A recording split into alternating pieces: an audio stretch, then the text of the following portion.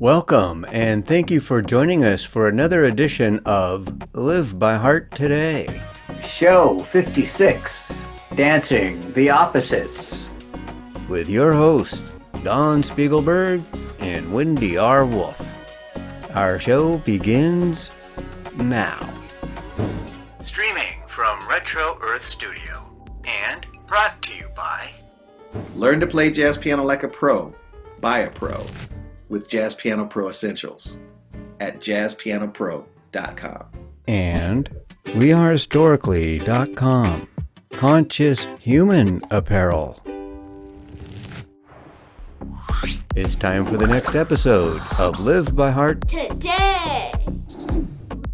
Hello and welcome to the Live by Heart Today show number 56. This is a show designed to help you navigate change, uncertainty, and the new world we found ourselves in.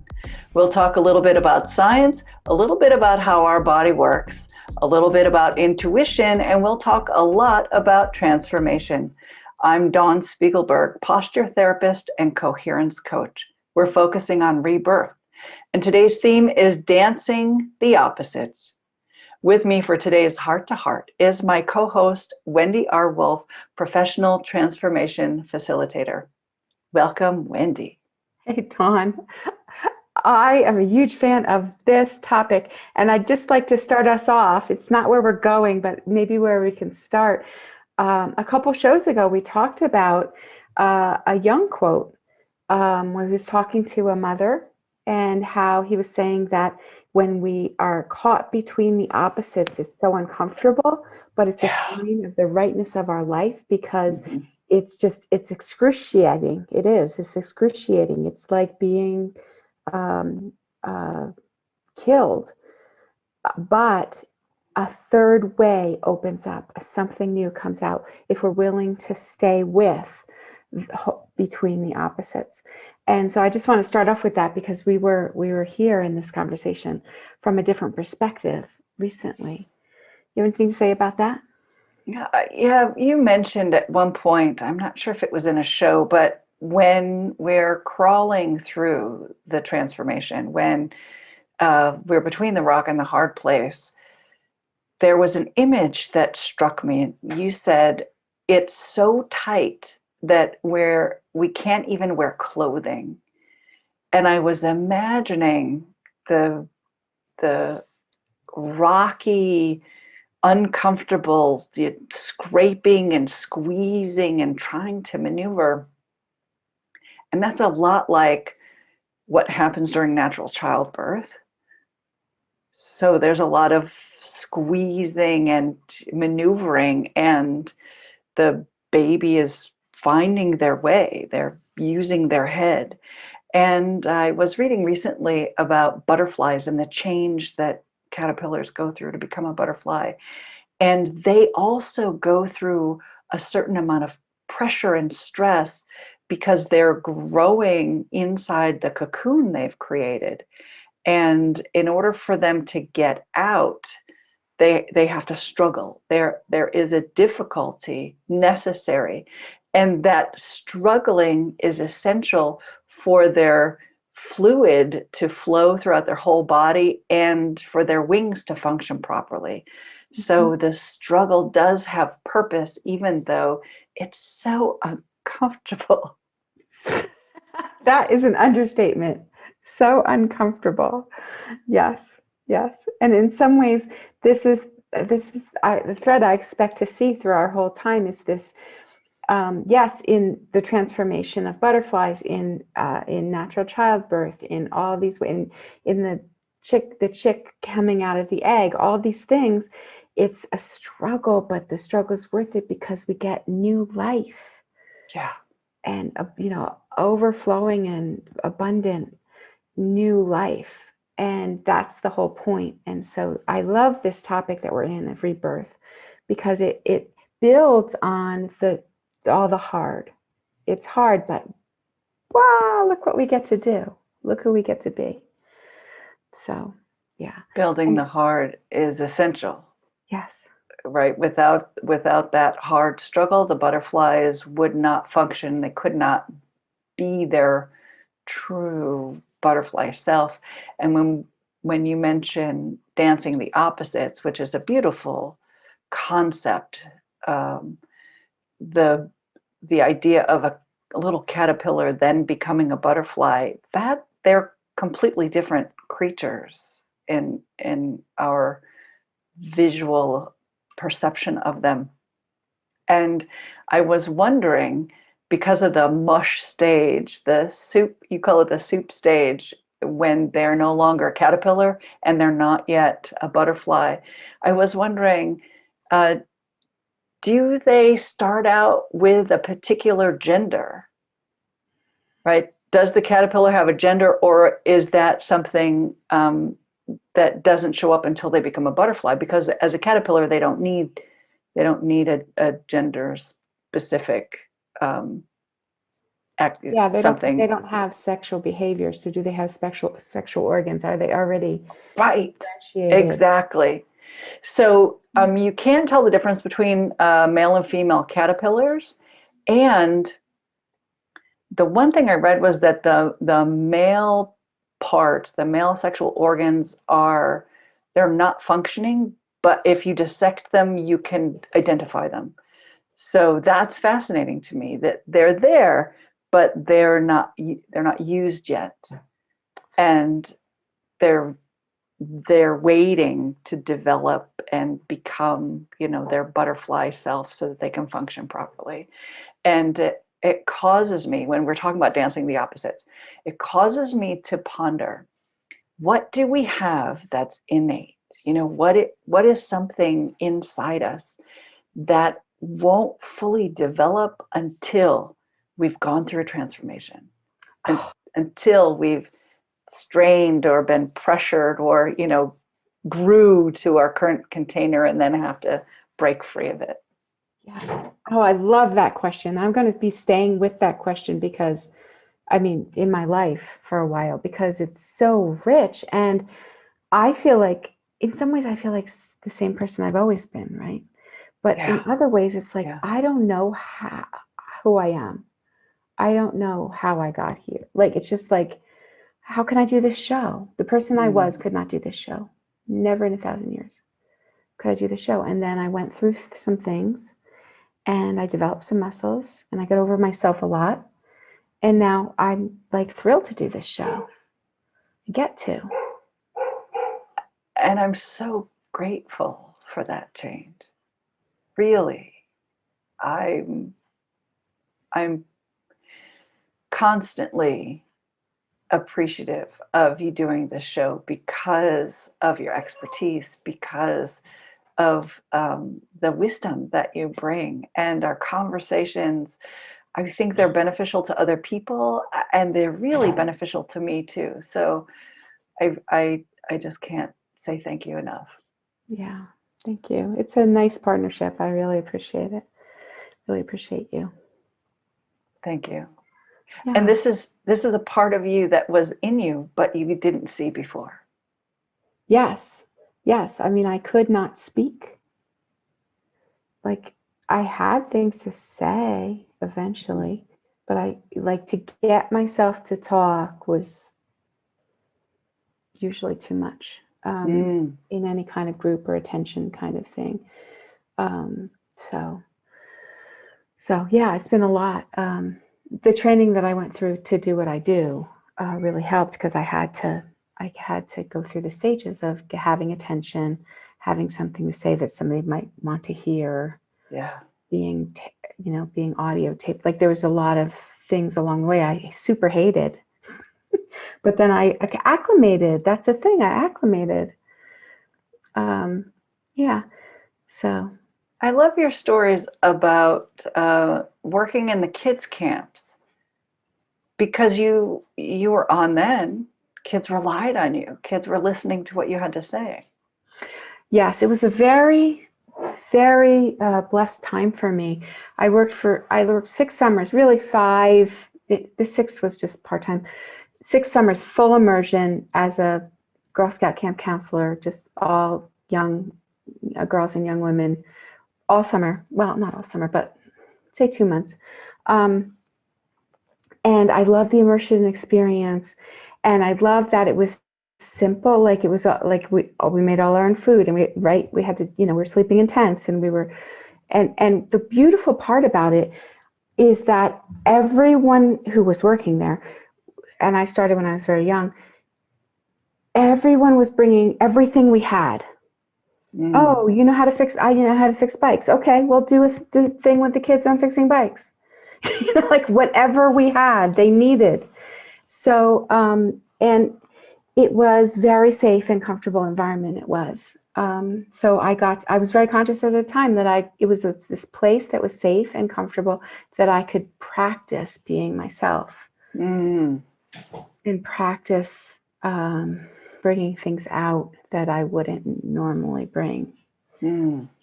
So, yeah, it was. And such an organic environment. What I really enjoy about the story you just said is that everyone had their own kind of skill. They had their own thing they were good at, and that's what they brought. So nowadays it seems like there's an artifice. There's something that people have to bring, and I guess maybe computers are making it more real for me, because so many people use a computer, but what if computer isn't in your skill set? So then are you at a disadvantage? What contribution do you bring? So there's a learning curve with regard to that, and then people are trying to figure out how their contribution can be made using this digital world. And fixing bicycles doesn't have to do with computers directly. Maybe the pedometer, or it's not a pedometer. What's the other thing? A little something on a bicycle that would tell you how many miles you've gone. Sorry? The odometer? Sure. An odometer might be digital now. But for the most part, bicycles are still mechanical. Yeah. It's really nice. I can still recognize them. There's something to be said about being a big fish in a small pond.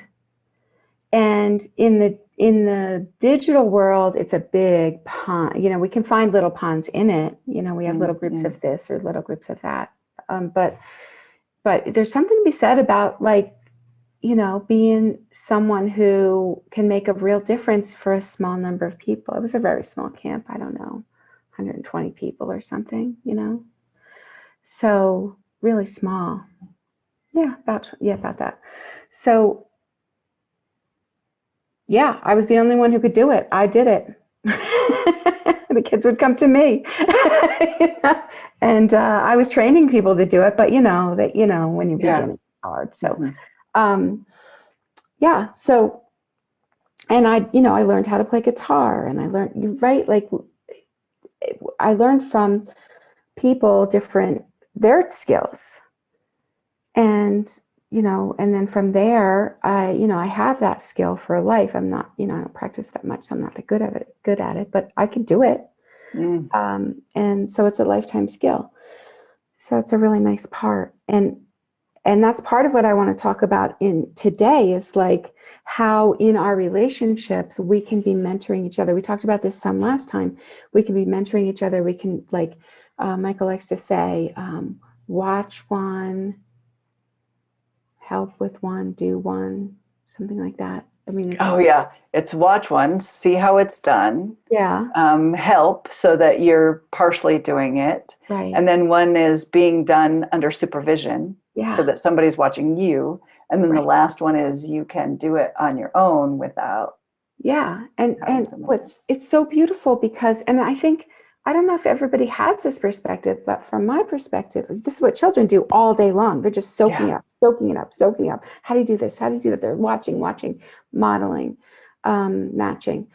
And we do it too, energetically, I believe, a lot. And physically, it's just like, it's such a gift to be with somebody who knows how to do that. How did I learn how to fix bicycles? I dated a bicycle mechanic. Right. So there you go. And can we continue to bring that in for our whole lives and be like the sponges, even a little bit like we were when we were young, and really allow ourselves to learn from each other and practice and go through that awkward stage of, I don't know how this goes, Mm-hmm. break through into, beginning of mastery.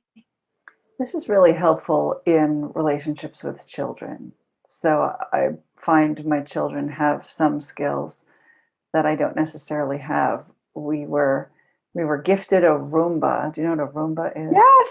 Right? And so my youngest decided to read the manual and figure it out, and he knows everything about it. And so once a week, or if I haven't used it, I'll walk over and I'll press the button thinking I'm turning it on and nothing happens. And then I'll press the button twice and nothing happens. And I'll have to call him and say, why isn't it working? And he'll come over and he'll press the button once and then it works. And I'll say, well, how did you do that? Why is it working for you and it's not working for me?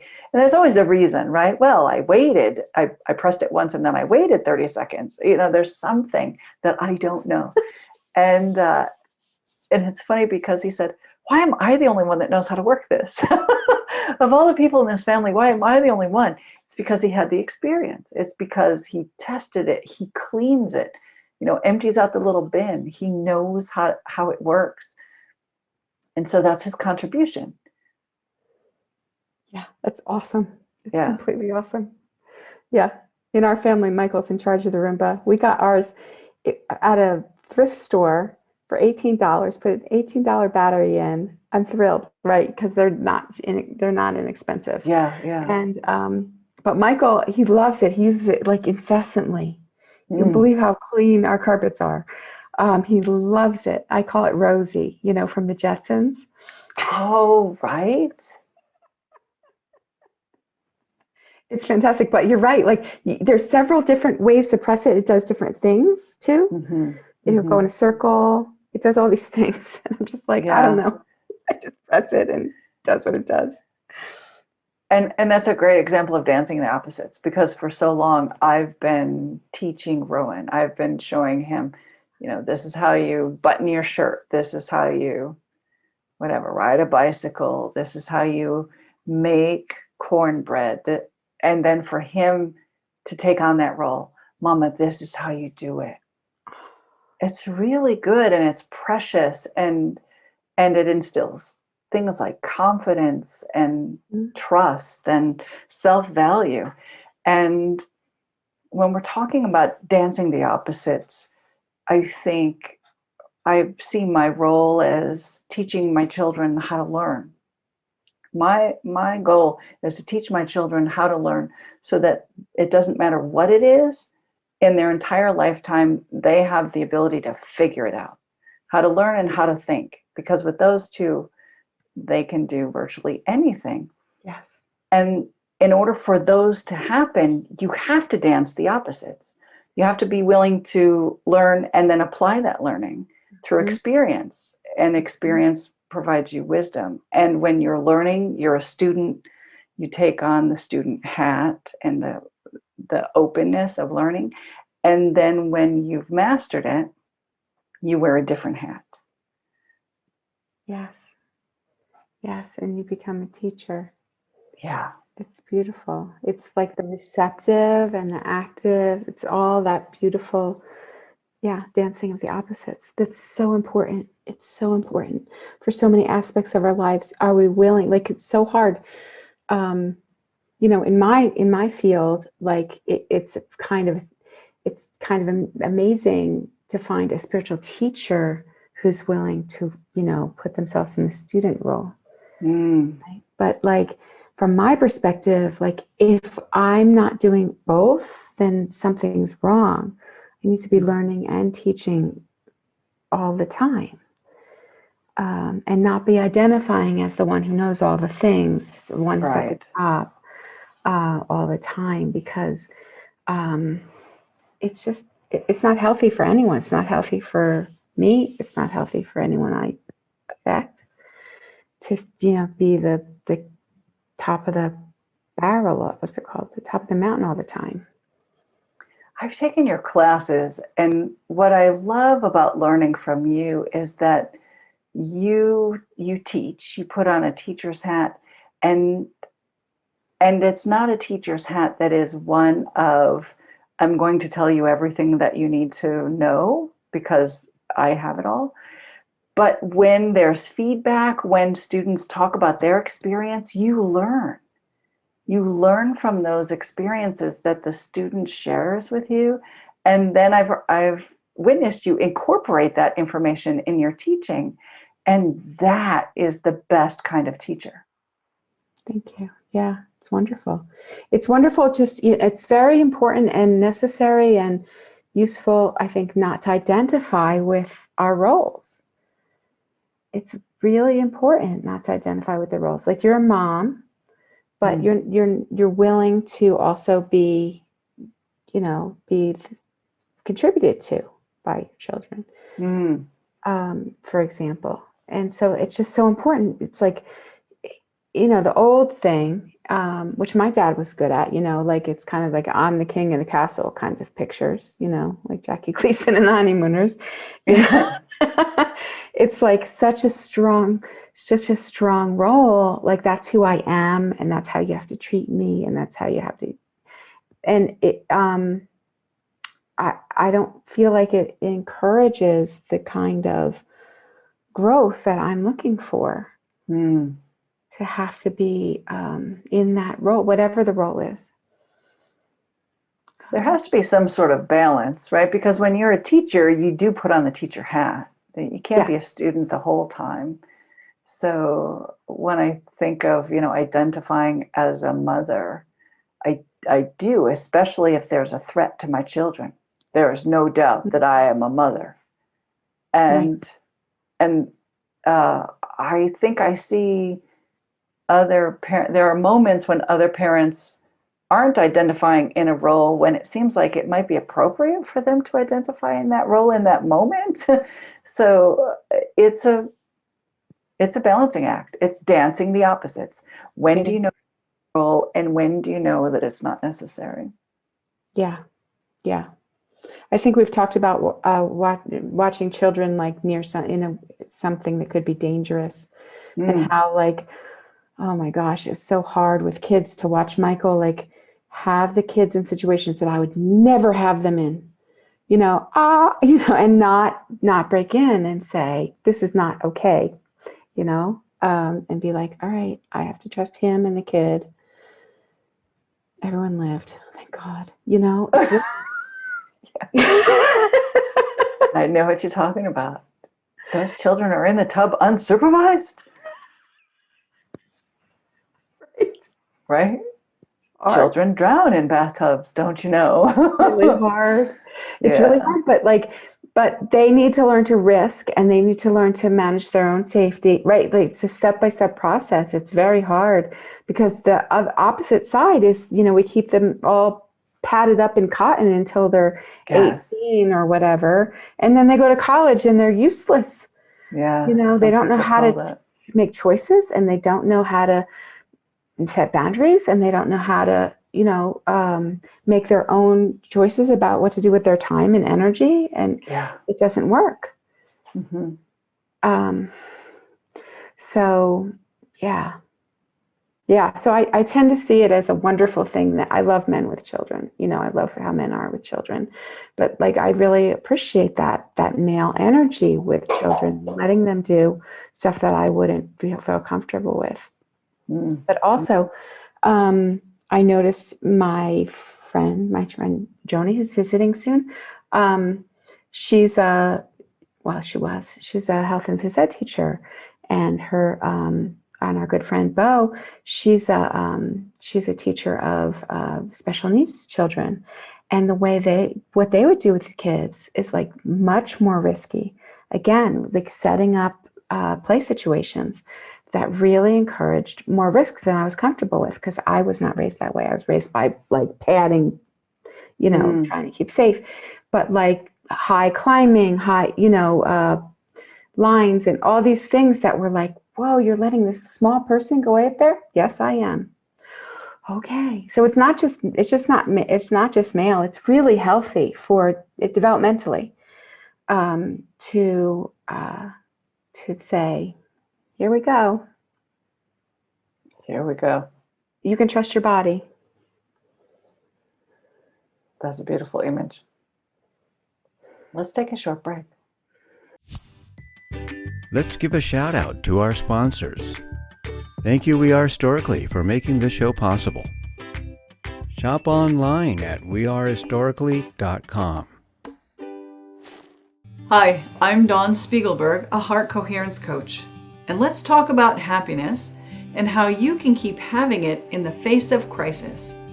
How can you possibly live a healthy life when you're faced with crisis after crisis after crisis? How do you stay happy? How do you maintain your calm? How do you keep a clear mindset in order to know what to do in moments of crisis? If you need a happiness adjustment, if you want to learn how to be grateful at any time in your life, contact me today so you can experience heart coherence. Hello, my name is Wendy R. Wolf, and I hope you come to my intensive. I'm really interested in working together with people who are big feelers, healers, also lovers, and leaders. These are the people that tend to be really paying attention to what's going on the inside and how we can help people from there, help other people. And I'm going to offer an intensive with interactive exercises so that we can become empowered as big feelers and healers and lovers and leaders. And I hope you join me. Please go to my website, wendyrwolf.com, and on the top I'll have a button to sign up. Thank you. Hi, I'm Darius Wilrich. I instruct an online video course that teaches anyone how to play jazz piano like a pro with my proven step-by-step system that makes it simple to learn. Jazz Piano Pro Essentials. Learn the quickest way to start memorizing and playing scales today. Download my free Quick Start Guide. Welcome back to the Live by Heart Today show. We're talking about taking chances, dancing the opposites. It reminds me of a class we took. It was a birthing class.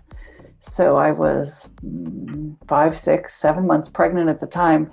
And the teacher passed a teddy bear around and handed it to the mom and said, "Hold this teddy bear." And she clutched it. She held it like this. And she handed it to a dad.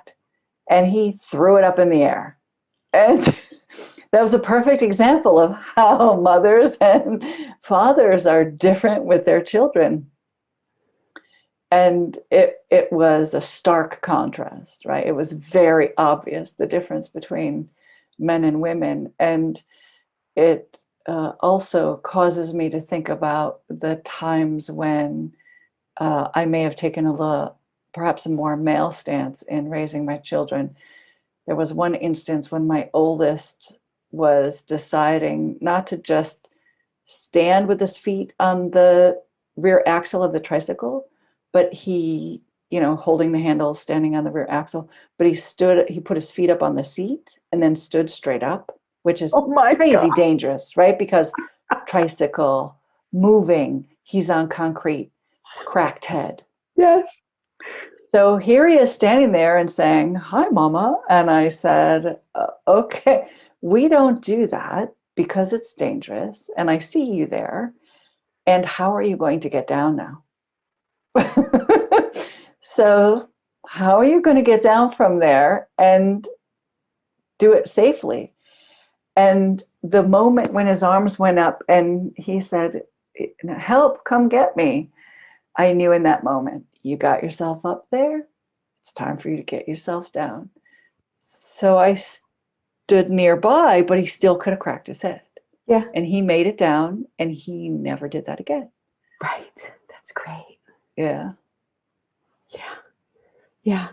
And bodies can do amazing things. Like, it's extraordinary. Like, you just think of a circus family or whatever, Oh, and yeah. the kids are doing these incredible things. They don't have the fear. They have all the modeling. Okay, let me fly around. It's actually so much easier to learn. It's easier to learn downhill skiing. It's easier to so much easier to learn all these things when we're young, and falling is not a big deal. Mm-hmm. Mirror neurons, actually, Yes, and use the help mirror us neurons and just get the job done. see and do. Hmm.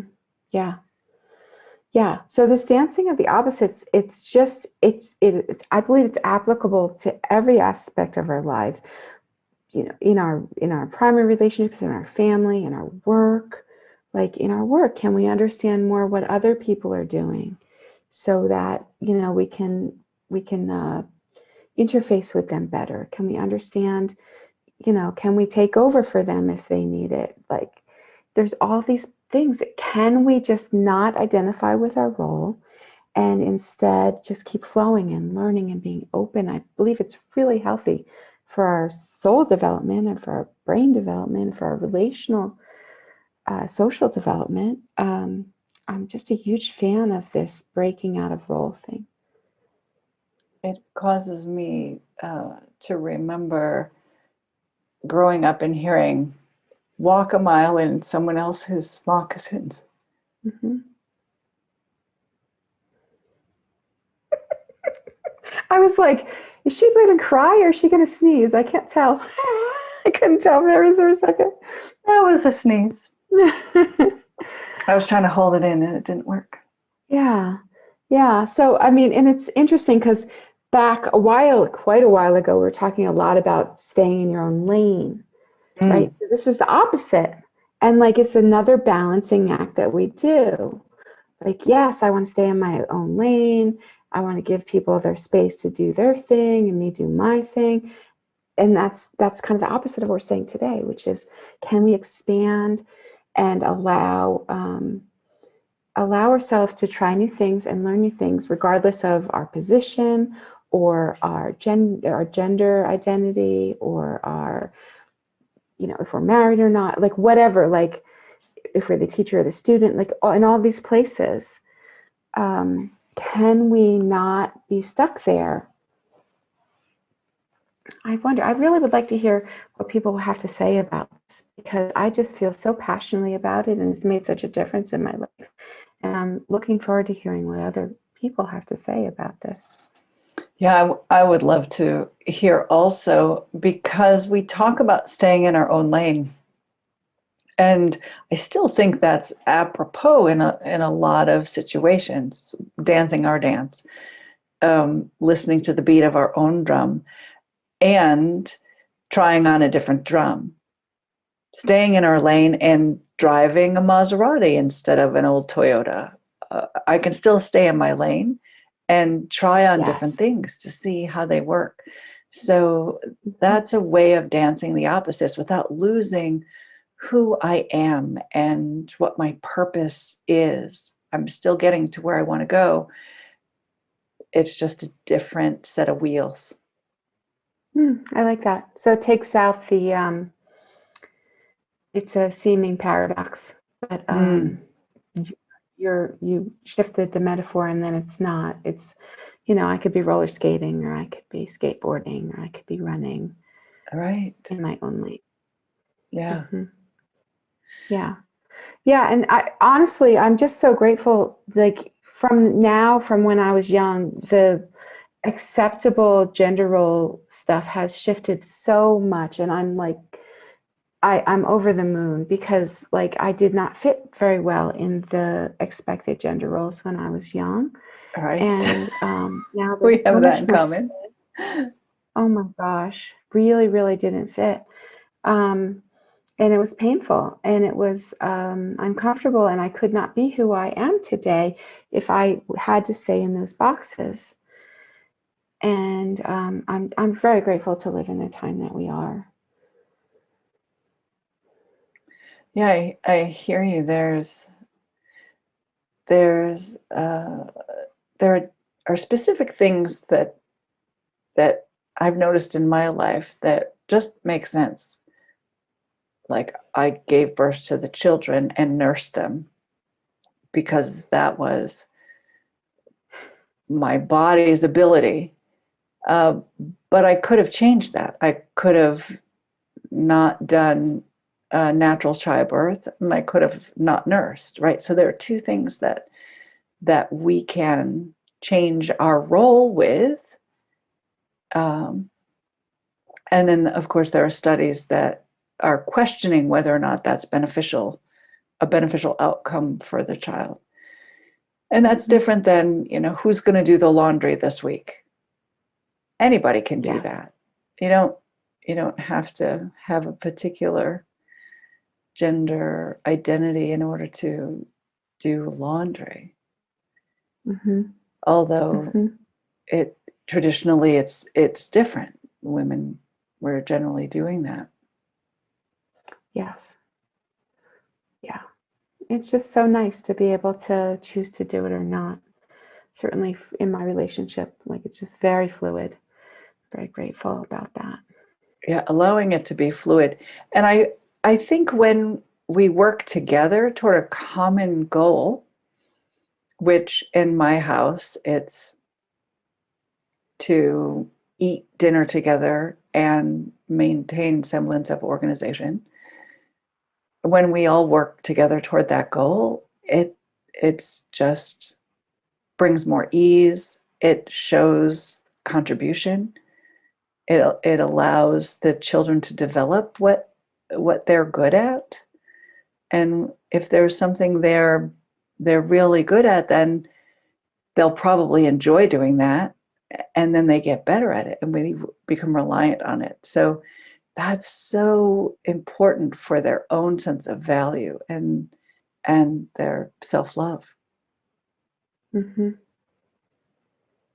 Yeah, I really appreciate I probably said this before, he was raised with learning all the basics for what women would tend to do and what men would tend to do. So that helps him be a great partner because he knows how to do all these things. His mother taught him all the things, and his father taught him all the things, much more than most do. He knows how to do electric and plumbing and carpentry and all that stuff. Wow. And how to sew and cook and clean and like he knows all the things, and it's normal for him to do it. So I'm just really grateful I chose well. Wow, he's like person in a box. Like, duplicate him and send him around to all these households that need help with lots of things. That's incredible. Yeah, he's very, very capable. Yeah. So, and that's what I said last time we talked. It's just like I'm constantly learning from him, so I've rewired, I don't know, rewired boxes and, because like he doesn't need to do it, right? So I don't remember You made what I that did. car repair. Yeah, I made a car repair like a month ago. Yeah, it was Yay. awesome. I did it Yeah. all myself. Yeah. We'd spend, and when he had the RV, I was under there, barely fitting under the RV. Mm-hmm. Yeah, I love that. I really appreciate that. Dancing the opposites. You can dance well or you can trudge around. Right, you could trip. Yeah, I've been known to trip. Haven't we all? Anything else you'd like to add? I'd really like to hear what people have to say about this. I know that there's some parts of this subject that are hard for some people, about how society is changing and how the roles of women, men, people are changing. The family structures are changing. It's challenging to live through change. But in this conversation, what we're talking about, I feel like it's a real benefit for many. And you used a great word, being fluid. Can we be fluid with all this change? Yeah. Thank you, Wendy, and thank you to everyone watching today. We'd love to hear from you. Please tell us what you thought about this conversation. Let us know what you think and what your experience is regarding dancing the opposites in your own personal life. Please leave us a comment, and for more information about how you can learn to live by heart, please go to livebyhearttoday.com. Also, like and follow this page and turn on notifications so you don't miss any of the programs. We're here every week on Thursdays at 4:44 Pacific time. From our heart to yours. creating a better tomorrow because we live by heart today. And that concludes this portion of Live by heart today! Thank you for watching. View more episodes on our YouTube channel. Don't forget to like and subscribe. Thank you, We Are Historically, for your conscious human apparel. Shop online at wearehistorically.com. Hi, I'm Darius Wilrich. I'll teach you everything you need to know about playing jazz piano like a pro with my 12-week online video course and downloadable guidebook, Jazz Piano Pro Essentials. Enroll today at jazzpianopro.com. Thank you for joining us. Have a happy always.